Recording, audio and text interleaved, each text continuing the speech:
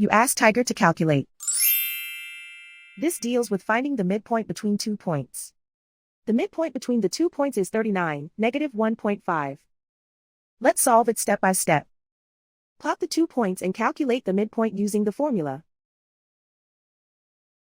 The coordinates of point 1 are, x1 equals 8, y1 equals negative 66. The coordinates of point 2 are, x2 equals 70, y2 equals 63. PM represents the midpoint of the 2 points.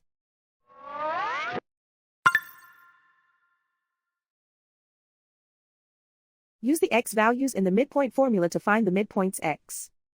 x1 equals 8.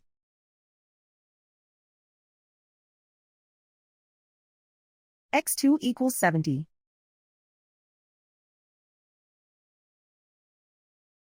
Simplify the arithmetic.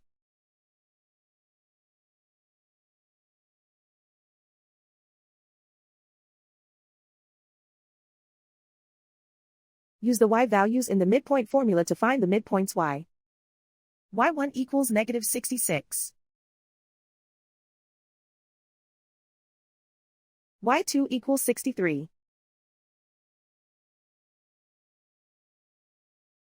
Simplify the arithmetic.